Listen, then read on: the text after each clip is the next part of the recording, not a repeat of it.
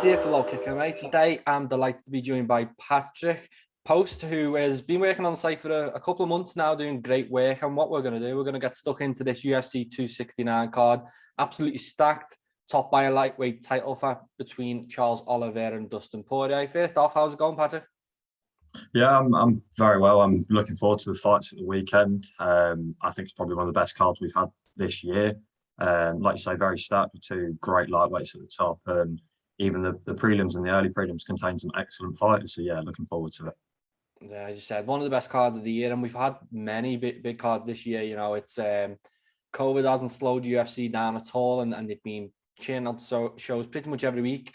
And yeah, this is the last big one of the year. So we'll get stuck in right now. And first off, we've got the lightweight title fight, as I mentioned. Charles Oliveira making his first defense against the guy who a lot of people, including myself, thinks the best guy at lightweight. So first off, what do you make of the matchup? How do you see it playing out? See, I agree with you. I think Dustin Poirier is probably the best lightweight on the planet currently. However, I think Charles Oliveira gets it done this weekend.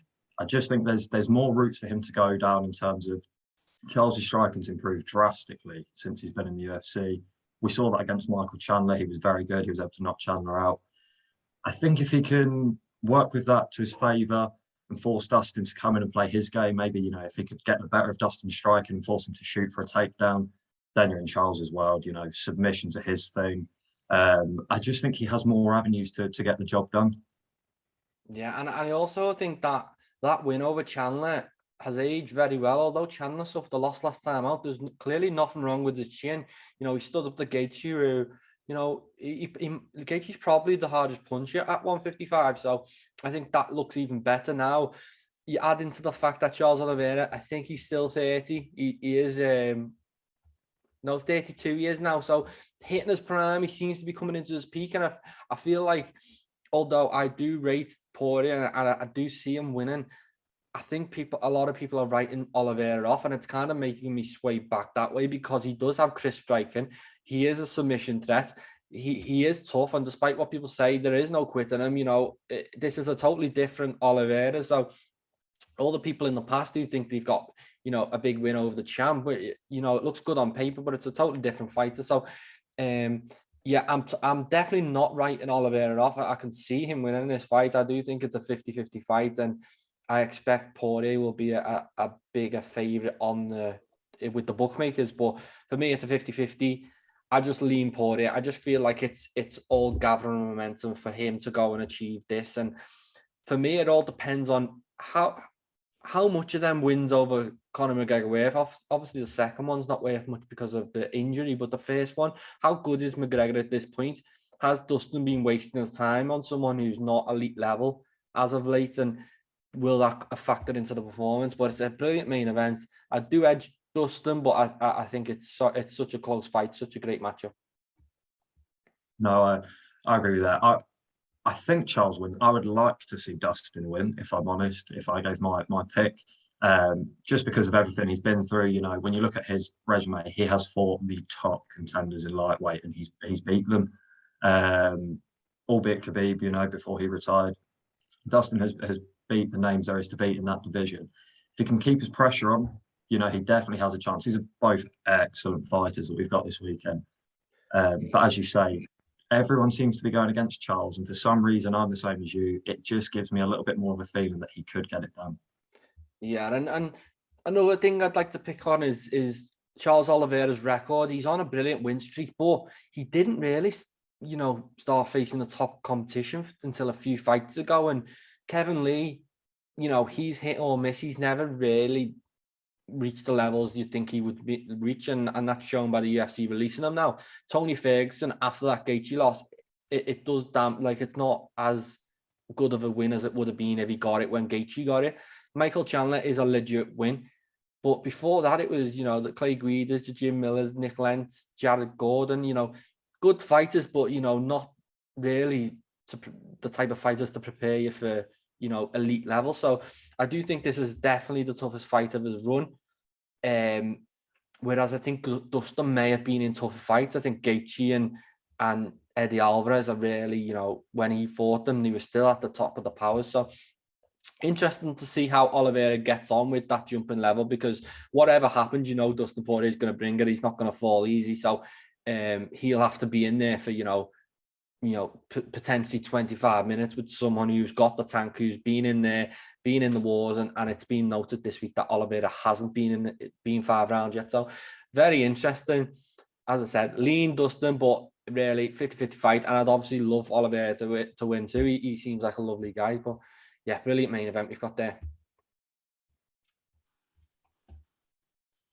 No, I agree with you. Like you say, I think, as you say, Dustin does have the grit, and he has been through the wars. And like you say about Charles's previous opponents, he hasn't really taken on anyone top opponent other than, say, Chandler win. Like you said about Ferguson, that win would have looked better if he hadn't already lost to Gaethje. Whereas, Dustin does have that grit, and if it is a case of this fight is going to go 4 or 5 rounds and it's going to be pressure applied, then the later it gets, the more you start to favour Dustin, because he's shown that he can dig deep and he can find what he needs to get the job done. Yeah, absolutely. And that chin, it was suspect of featherweight, but a lightweight, it doesn't look like anyone's been able to really tag him properly. So great fight, and we'll move on because we could speak about that one all day. And before that, we've got another championship fight. Amanda Nunes defending a bantamweight belt against Julianna Pena. First thing first, I'm delighted to see Nunes back at 135. For me, that second belt is, pointless. What's the point in beating the likes of Megan Anderson? What was the point in that fight last time? Felicia Spencer before that. I generally think Julianna Pena is a proper threat. I think I think that 135 division, there is people there to fight her. So yeah, delighted to see her back there. And what do you make of this one? No, I agree with you. I'm glad to see her back down. It's been two years since she's last fought that weight. So it's nice to see her back, and it's nice to see there's more talent coming into the division. I want to say that Julianna Pena has a good opportunity in this fight, but for me, Amanda Nunes is the greatest female fighter of all time. I just think that she's a level above. All aspects of her game are very well rounded. She has an incredible power. Whether Julianna Pena could look to, use her grappling and get to the ground, even then, I still think Nunes is well rounded enough to be able to counter that. We've seen Pena lose to Jermaine Randomine and Valentina Shevchenko, who were able to grapple her, typically are more striking-based fighters. And I just think Nunes is still, maybe not Shevchenko, but Jermaine Randomine a level above. So I just think that, Amanda Nunes gets it done. And I probably think inside the first. Inside the first round? Inside the first round, yeah. I do. I think maybe Pena's coming into the fight with a lot of confidence, and rightly so. She's in a great position. She's fighting for a title. But I wonder if that's going to be a downfall, and maybe the emotion, excitement getting to her sort of thing. It's a big stage, and fighting against Amanda Nunes, what that brings for you. I think maybe she gets overconfident, overzealous, and Nunes finds that mistake and capitalises it and gets the job done. Yeah, I'm actually one of the few people who are picking Julianna Pena. I just fancied in this fight. I've followed her since the tough days. I think I've always thought she's got title. She's potential title winner. And to see her get this chance, she has been hit and miss. A submission loss to Germaine Demandre and Valentina Shevchenko. They don't look good on the record, and I think a lot of people are dismissing her for that. But stylistically, I think she could prove to be a nightmare. She's got the tank, she's got the wrestling. I think she could just, really. I think the game plan needs to be, don't engage in the striking, literally just shoot, grind, wear her out, and get her on the floor and get on top of it and just get her tired. And I think I honestly can see that route to victory. I absolutely rate Amanda Nunes. I think she is the best woman of all time, but has she took an eye off the ball? Is it getting too easy? She's been speaking about retirement. She doesn't really seem to want this Pena fight. We seen her last time she backed out. I know she was sick, but all the talk has been like, I don't want this. It's been dismissive, and for me, when it someone gets too big for the boots and they don't respect the challengers who are right there. Pena is right there. She deserves to be in the spot she's in. She's been grinding for a while. She's got some good wins, and she's got some talent too. So I think she's going to win. I honestly think she might be able to get on top, tire her out, and maybe get like a TKO in the later rounds. But I've got no problem with you or 99% of the world picking Nunes, because why wouldn't you? But I do think she's got more of a chance than the likes of Megan Anderson, Felicia Spencer, all these girls. I really do think she's a live dog in this, and I'll be taking a look at odds on fight night and maybe putting a bit of money down. But at the same time, Nunes is so good. If she does go out there and start in the first round, as you said, I'll heat me humble pie, and I wouldn't be that surprised because she is a savage. But I think Pena's got something to give, and we're going to see that on fight night. Now, I remember seeing your tweet a few weeks back saying you think that Julianna Pena gets it done. And when I saw that, I'll be honest, I was surprised. But like you say, she is an excellent fighter. Let's not take nothing away from her. It's just the level we hold Amanda Nunes at. But I agree with you in the sense that, Nunes doesn't seem as interested. She's got other things going on. She's a mother. And, if you look through any of the embedded vlogs that the UFC have been doing, she's her family relationship is really close, and that obviously takes precedent over fight. And you do start to wonder, when does it get to a point for Amanda Nunes where she feels like she's done everything she can? And like you say, could she take her eye off the ball? And if so, is Julianna Pena the perfect person to capitalise? If she, like you say, can wear her down, use her grappling, and make this a real dogfight, then I see your point. I see where it could go. But for me, I won't bet against Nunes, but I understand why you're going that way.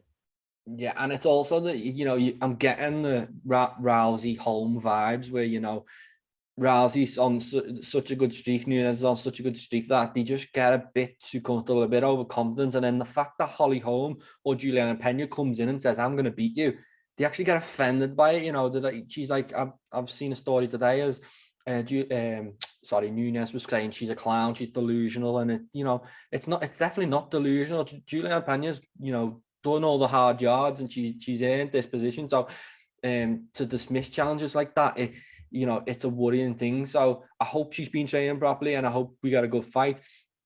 But the fact that she does have other things going on, obviously becoming creating a family with Nina Nunes. She has spoke about retirement a couple of times now. Is she just here for the paycheck? All these things. And then Pena, she's not here for any of that. She's here for, the glory and legacy and all these things. So, yeah, such an interesting fight. And for me, it's so much more interesting than a lot of other people give this fight credit for, because I genuinely think Pena's got a great chance of winning. But I know that's not a common thought. But yeah, very much looking forward to it. I do think it's a great test.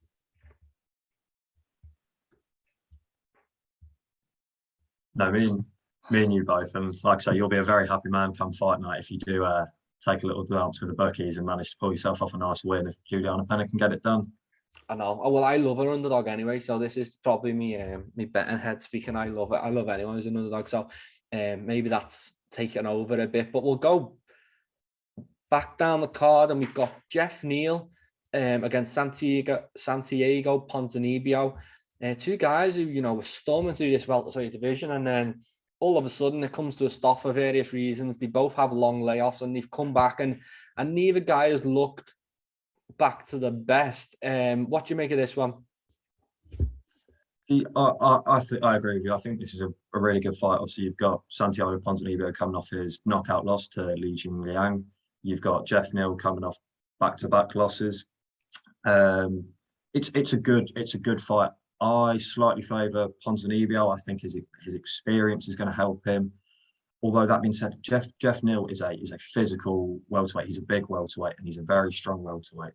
And I could also see, if they start exchanging, and similar to how Ponzinibbio got caught against Li Jingliang, if he misses a shot and Jeff Neal can capitalise, Jeff Neal could put him out and earn himself a victory in this fight. Yeah, and the thing about Jeff Neal, since he's come back, he's had two really tough fights. Stephen Thompson, Neil Magny, they're top of the food chain guys, and to come back from an illness like he had, apparently he thought he was going to die. He was that ill, and to come back and have them two fights and go the distance in both of them, I think it shows something. It's not like he's losing to scrubs, and he might have lost them two fights even at his peak. Whereas Santiago Ponzinibbio, I think they have fed him easier fights, and he still managed to lose one of them. That Lee fight, he got KO'd, which no, if things happen and he's bounced back and he got a good win over Bieza, but it doesn't age as well considering Bieza has since gone on and lost to Chaos Williams. So, although we haven't seen a lot from Jeff Neal, I feel like just mixing it with them type of guys, although he's come off short, might benefit him in this fight, and he'll be able to, you know, Ponzinibbio won't be doing things that someone like Magny or Thompson would do, and at this point, so very interesting. Another really tough fight to call. I do think it'll be, you know, either nip and tuck 3-round fight or one of them might land big early. So, yeah, brilliant fights on the card, and just adding more intrigue into it. If you're picking Jeff Neal, you know, a couple of weeks ago, he was in prison for the night, you know, apparently on a drunk drive charge. So that the fact that he's even making it to this fight after everything he's been through is, you know, a bit crazy. And has he been on the ball in training? Has he been enjoying Thanksgiving too much and things like that? So, yeah, another brilliant 50-50 fight. And it is kind of, it might be a loser leaves town situation. The fact that, well, especially if Ponzinibbio's 35 now. If he goes and gets knocked out by Jeff Neal, what does he do from here? I'm not sure. So, yeah, plenty on the line in this one. No, I agree. And I say for Jeff Neal, you know, like you say, he lost to Stephen Wonderboy Thompson and Neil Magny, and there is no shame in that. Two excellent strikers. And like you say, for Ponzinibbio, 35, a loss here doesn't do him any good. He had been built up. Previously, the UFC were, you know, setting him up for greatness in a sense. And like you say, he did fall short. For Jeff Neal, he has been in against two top fighters. I think even if he didn't quite get it here, I think he gets one more, just because, like I say, it wasn't like he was knocked out. You know, he kept his own, and you know, like I said, losing to Wonderboy Thompson in a striking match, that's pretty fair. That's pretty reasonable. Not many people are going to be able to beat him. But yeah, like you say, amazing fight. I'm looking forward to it, and I'm still just going to head for Ponzinibbio, I think. Yeah, I'm talking like in loser leave town. I'm more like, what do they do from here? Like, I don't think the UFC would cut either of them really, unless they're on huge money. But I just thought, you know, these guys were potential title contenders, and then a loss for either of them here, that's pretty much done. I know Jeff Neal's only 31; he can come again, but 3 on the bounce against, you know, these type of guys, maybe you'd need to drop down an opposition back to the prelim, something like that. But yeah, really fun fight. And we'll move on to the next one, because before that, we've got a very intriguing one. We've got Cody Garbrandt making his flyweight debut against Kai Kara-France. First of all, what do you make of Cody's move to 125? Is it a smart one? I'm worried. I'm worried how the weight cut's going to affect him. I'm worried how his power is going to transition, and I'm worried how his chin's going to hold up. You know, we've seen Cody get knocked out before. Is the weight cut going to make that worse, or will he be able to, you know, keep some of his ability and his almost endurance to withhold heavy punches? I think giving him Kai Kara-France is a really good test. I think that's someone who I personally really rate as a fighter. But I am slightly worried for Garbrandt. I probably wouldn't say it's his best move. Options were running out for him in his previous division. He picked up a couple of losses, so I understand why he did it. And obviously, as he said, throughout his career, it's always been something that's been on the brain. But will it pay off? I'm not entirely sure.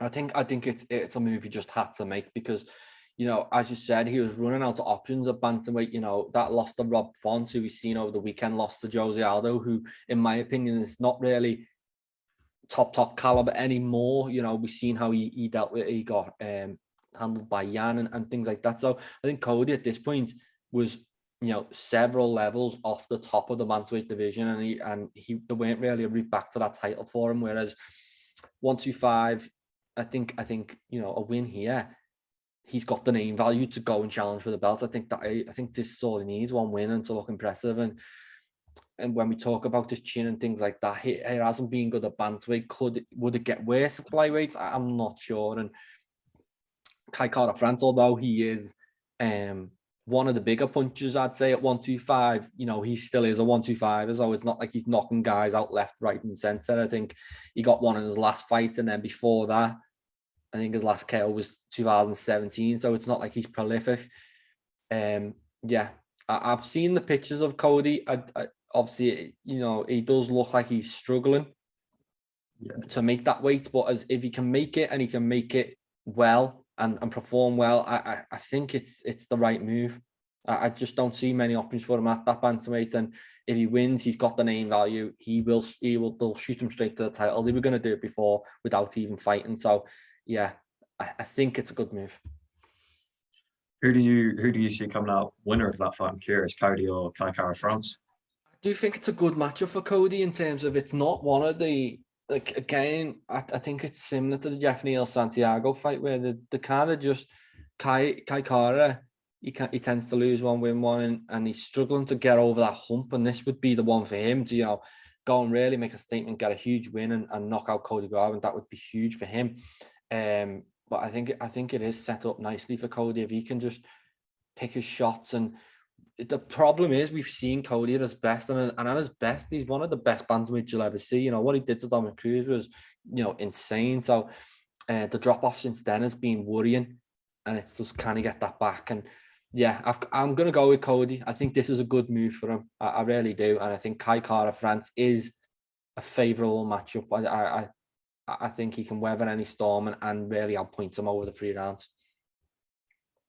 No, I get your point. Like I said, I really hope this plays off for Cody, because if he were to cut this weight and then lose to Kai Kara France, I'm not really sure what his next step is. He could stay at flyweight and work his way up the division, but he would have taken a couple of losses by then.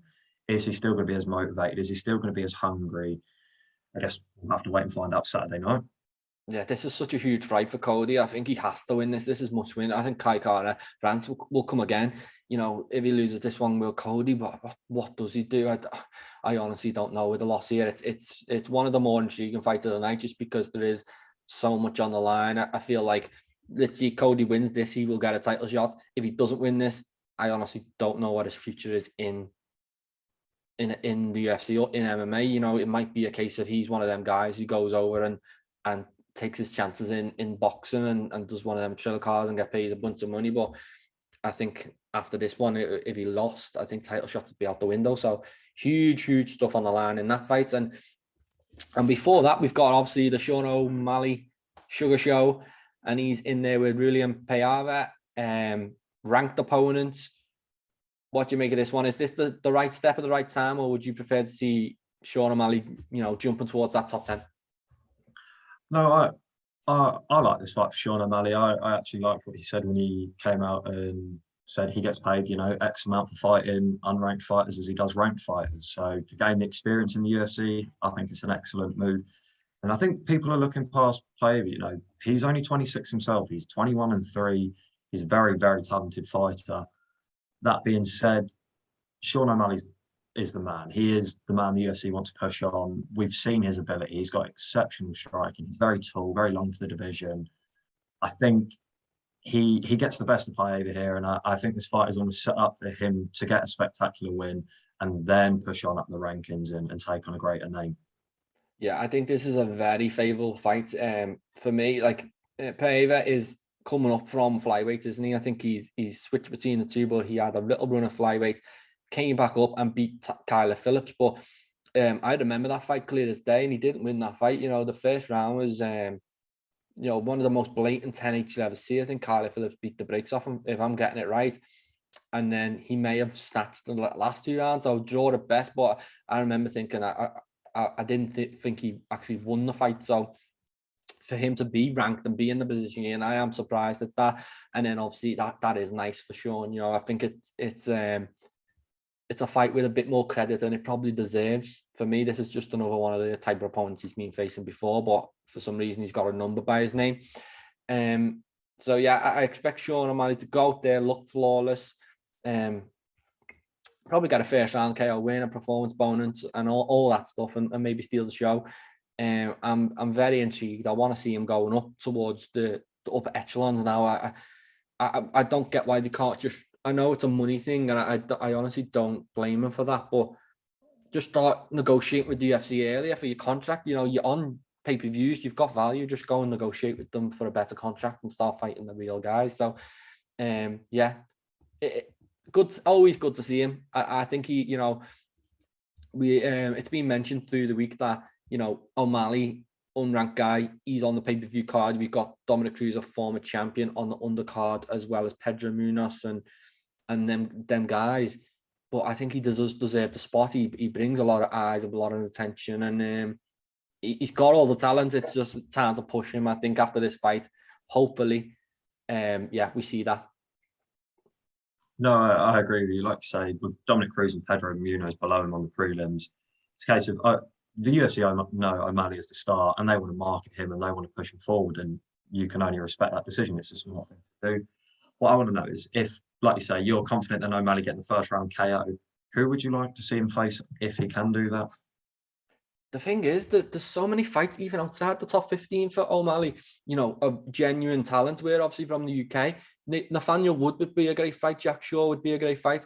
There's all these guys at that weight. Song Yadong, I don't know if he's snuck into the rankings now, but even outside of the top 15, there's plenty of guys he could have faced who aren't, top level, but they would give him absolutely, they could give him nightmares. Casey Kenny's still there as well. So I wouldn't mind seeing these fights now, but once he gets that ranking by his name, I do think the only way is up, and that's where he'll be aiming. And then it might be someone like Pedro Munhoz, or it might be someone like Dominick Cruz, or,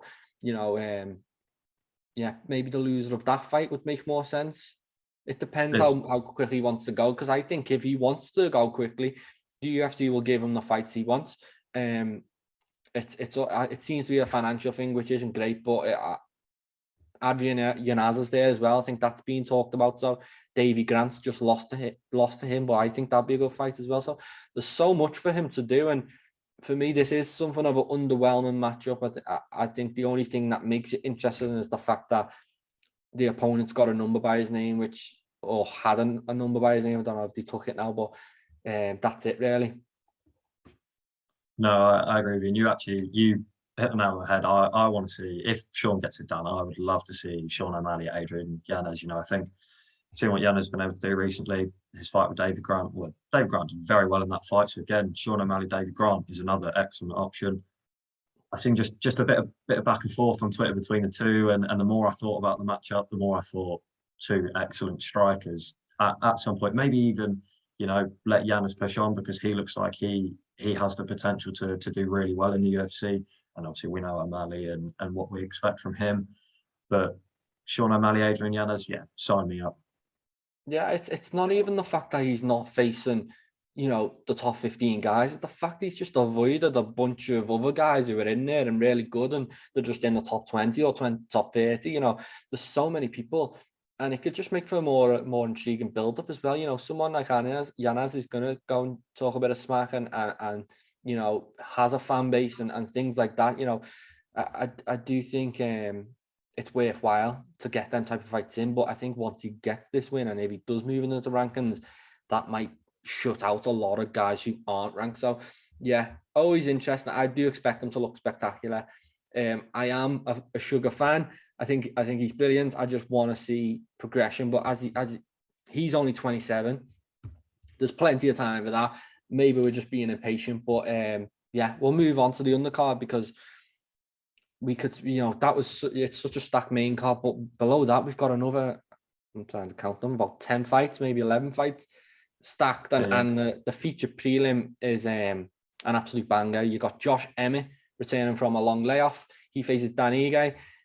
What do you make of this one? I think this has potential for fight of the night. I think Josh Emmett holds some immense power, and we've seen Dan Ige. Dan Ige's last outing, I believe, was the first round KO against Gavin Tucker. What performance that was. I think this could be an excellent fight. I've heard, and I'm not entirely sure, that Emmett's just come off a knee surgery, so maybe that plays a fact into it. And obviously with Dan Ige never been knocked out, I still think if Josh Emmett turns up, I really rate Josh Emmett. I think he's actually one of the best fighters in that division.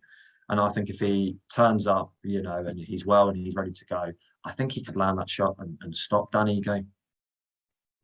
Yeah, I'm with you. I think Josh Emmett, he had that last fight with Shane Burgos, and absolutely beat the piss out of him really for 3 rounds. I know Shane had his moments, but it was Josh Emmett just landing bombs, and I think that's part of the reason why Barboza was able to score that KO on Burgos, because Emmett had absolutely softened him up. You know, the chin was gone by that point. So, and then you've got obviously Dan. He's coming off that loss to Korean Zombie. So I think he did get that Garbrandt Tucker KO in between that. But for me, Dan has not beat anyone of Josh Emmett's level. I don't think he has. I think every time he's jumped up to this level, he's fell short again. Calvin's Car and the Korean Zombie. The wins in between, there is some good ones, but Edson Barboza was a split decision. I thought he lost that. Before that, it was Bektic, another split decision, which was really close. So I think Josh Emmett's got this. I think he'll be able to, you know, land the bigger shots and cause some damage. But that, I don't think Danny Ige is a guy who's going to go down easy. It might take 3 rounds of, you know, punishment, and it might be close. Yeah, but I do edge Emmett, although he is coming off one of them nasty knee injuries. How does that hamper him? How is he being training? You know, but another really fun fight. And I think Emmett, you know, potentially after this one, he might just be 1 away from a title shot. He should get a really big fight after this. So, yeah, huge fight of featherweight. Again, I'll ask you the same. Emmett gets the win here. We'll play matchmaker. Who would you like to see him fight next? Oh, maybe Arnold Allen. If, say, the UFC London card, Arnold Allen, I imagine, is going to be on that, and he needs an opponent. Josh Emmett would make absolute sense. I think Arnold is he's just one of them guys. He's got that Leon Edwards vibe where he just seems to be, he just can't get anything going, you know, in terms of he's been in the rankings, he's got a brilliant win streak, but for some reason it's not clicking, and he hasn't been able to get that fight. I think a fight against Emmett, especially if he's coming off a big win over Ige, would really be a statement win if he was able to get it. And obviously, as a fellow Brit, I'd be rooting for him. But there's plenty at featherweight for Emmett, and it's just, would he want to travel over to the UK in March and have a really tough fight with one of the, you know, best contenders in the division? Would he be ready for that? So I'd love that fight. What do you have anything in mind? Well, to be fair, your prediction blew mine out of the water, because now I'm sat here thinking about Arnold Allen and Josh Emmett, and yeah, that would be an immense fight. But I get your point of, would he want to travel over? You know, especially for such a tough fight for Josh Emmett to come over to the UK and fight Arnold Allen in his back garden, in a sense. You know, this is home to him. It stacks everything against him almost. Saying that, if he did take the fight and came over and performed well and beat Arnold Allen, he makes a really strong case for himself in this division, because although Arnold Allen, like I say, he's had tougher big fights, he's an excellent fighter, and we are all aware of this.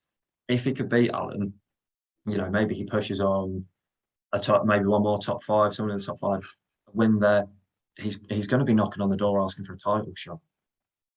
Yeah, I think Josh Emmett's got a lot to give, and the problem is he is in his mid-30s. He's coming off a big stage, so it is all on this one to see how he looks, because he might not be feeling 100%. This is the thing with these fights. You think it's going to go one way, and we actually don't know what's going on in camp. Maybe he's having issues with the injury. Maybe he's thinking, if I don't perform well here, this will be me, you know, 36. You know, he might not feel it anymore. So there's a lot on the line, and we'll focus on this one. I do think he gets the win. I just think he has fought and won at a higher level than Danny Ige. But I definitely wouldn't write Dan off either. It is a close fight. He is 30. He's maybe just hitting that peak, what we've seen with Charles Oliveira, where he's just going to go on a run now and pull something off. But based on everything I've seen so far, I've got to go with Josh. No, I agree with you. Like I say, I think the greatest point that you made was the experience. You know, I completely forgot Danny Ige had the loss to Korean Zombie and the loss to Calvin Kattar, and that proves your point. You know, when he does step up to face that next level competition, he does just fall short. The experience Emmett has from being in the UFC and the names he's fought, yeah, I'm with you. I think Emmett gets it done. And although I love Danny Ige, I would love for Josh Emmett to be the first man to stop him. Yeah, and the also thing with Dan is when he has stepped up, he hasn't really been competitive. It has been, you know, shutout victories, really, from what I remember. You know, Calvin Kattar, I don't think he won a round. He was just really tough. And we've seen what Holloway done to Kattar. So there's just levels he's got to jump. And I think Josh Emmett is the level below Kattar or up kind of the same level. So this is a step up that he's really got to take, and he's probably got to take it now because he's 30. It seems like everything's, time to get over that hump. So if he does it, it'd be brilliant. But yeah, we'll move on. Next one, as you mentioned earlier, Dominick Cruz, former bantamweight champ, on the prelims against Pedro Munhoz, who he's always in fun fights, Pedro, but I think it's been a mixed bag of results lately. Obviously, I think he's lost 3 of 4, only win over Jimmy Rivera. What do you make of this one? I think I look at this fight quite similar to almost how I look at Danny. I think for Pedro Munhoz, he always seems to just fall short. He picked up he's picked up some good wins in his career, but it always seems when he tries to take that next step and face a top caliber opponent, it doesn't work out. Obviously, everyone is aware of what Dominick Cruz did during his time. My only thing is, I feel like Cruz is in a weird point in his career. Is he pushing on for a title? He's not been that active recently. His last outing was his victory against Casey Kenny, which I personally thought he put on a really strong performance. I thought his footwork was excellent in that fight. I'm going with Cruz for the pure fact that I think he's just a level above Munhoz. I think when Munhoz tries to make that step to fight the elite caliber fighters in that division, he's just falls short. Yeah, I'm with you on that. I don't think Pedro Munhoz is ever going to be, challenging for the title or anything like that. My question is, going into this fight, is Dominick Cruz still an elite level fighter? Does he? It was a good performance against Casey Kenny, but it was quite nip and tuck. It was fairly close, and the Dominick Cruz I was used to seeing, I thought would have played with him a bit more and would have been a bit more dominant in the fight. So interested to see. I think Pedro is. I think there's just one way he's going to do it. He's just going to push forward and try and put it on Dominick Cruz, and it's going to be an interesting fight. I think I can see it going one of two ways: of Pedro actually cracking him and causing a huge upset, or I can see Dominick Cruz kind of just getting in and out, punching his head in basically for 3 rounds. But I want to see Dominick Cruz back at the top. I think the fact that he's dropped so far down the rankings is somewhat surprising to me. Obviously he lost to Henry Cejudo, but there's no shame in that at all. So I thought he might just go straight back in with the elites, the Jose Aldos, the TJ Dillashaw's and all these guys. But he's took, significant steps down the ranks, and he seems very content to fight his way back up. So I don't know, that's a good thing or a bad thing. He could get caught by Munhoz, and then that's that. I think that's probably a career over as well. So lots on the line in this one.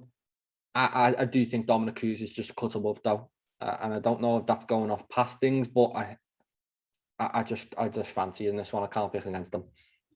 No, I'm with you. I'm the same. I'd like to see Dom pick up a win here and move on. A fight I was thinking of. Obviously, we would probably need Dom to get a few more wins, and obviously Jose Aldo just fought Rob Font. Looks like he wants to fight TJ Dillashaw. But before both of their careers end, I would like to see Dominick Cruz and Jose Aldo just step in once. I think that's a fight for that division that just in terms of legacy and history and what both of those men have achieved, I think the fans would love, and as a fan, I know I would love to see. I think that could be next, definitely. I don't think Jose Aldo is getting that TJ Dillashaw fight. I think TJ is going to take his time with his injury, heal up and get the winner of the bantamweight title fight. I think Jose Aldo against Dominick Cruz makes all the sense in the world next. If they want to go back to Brazil, if they can, or definitely headline a fight night or put on a big pay-per-view card. I think it's a really, really strong fight, and I honestly wouldn't be surprised if it was next if Dominick can get a win here. We'll go for the rest of the card. Obviously, I think that's the main fights done. I think them top 7 fights are really strong, and beyond that, we've got some good fights mixed in there. So I just want to hand it over to you and just want you pick a couple out that stand out to you that you think might be absolute bangers. So for me, I like the look of the Randy Costa-Tony Kelly fight. I think Randy Costa did very well last time out against Adrian Yanez. He showed some real ability. I think that's got all the potential. If Randy Costa can bring in from the Yanez fight what he produced into this fight, I see him getting the better of Tony Kelly. That's one of the fights I like the look of. Another one for me, the Ryan Hall fight. Obviously, disappointing performance last time for Ryan Hall. there's always been question marks about him. You know, he was really hyped up to be a submission expert, and I believe he still is that. But obviously, knockout loss to Poirier sort of discredited him a bit.